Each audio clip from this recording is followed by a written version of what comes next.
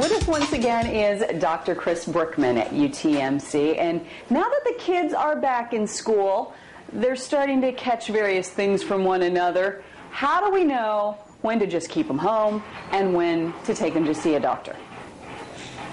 Good question. I'm not sure that I can give a perfect answer to that, but it depends on really how contagious the kid is and whether or not we really want to send little Johnny to school.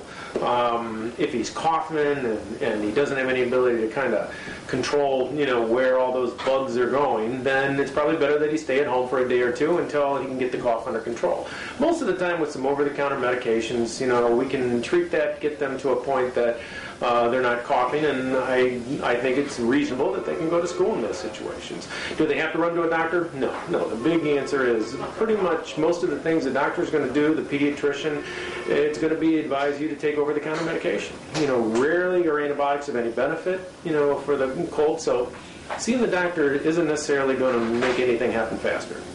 So what symptoms are of real concern to parents?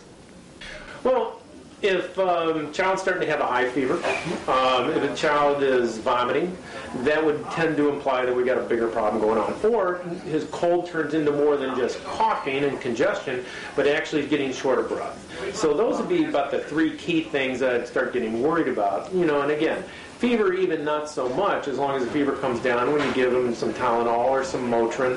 As long as the fever goes down, then I think that's pretty reasonable. We can manage that at home. But if you can't get the fever down, child starts to get lethargic, in other words, gets dehydrated, not drinking enough fluids, or starts vomiting, those are signs that we better get him to see the doctor. Well, sometimes daycares and schools have their own rules. What should parents consider? Well, and that brings a whole other component of problems that we have to be a little cautious of, because you're really talking about an environment in which the kids can spread these bugs very, very easily. They're all playing together, they're coughing on each other, and even if you did give them the best of precautions, you're not going to train, unfortunately, a small kid to cough in their elbow and to, wash their hands on a freaking basis. They're going to be coughing in their hands and then smacking another kid in the face, and unfortunately in a daycare environment or kindergarten environments, it really is important that we're going to have to keep the kids, away from that school, that cluster environment for a period of time until we get the symptoms to settle down.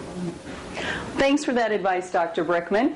Now we know a little bit more about when to keep the kids at home, when to take them to the doctor. That is tonight's Talk Back from UTMC.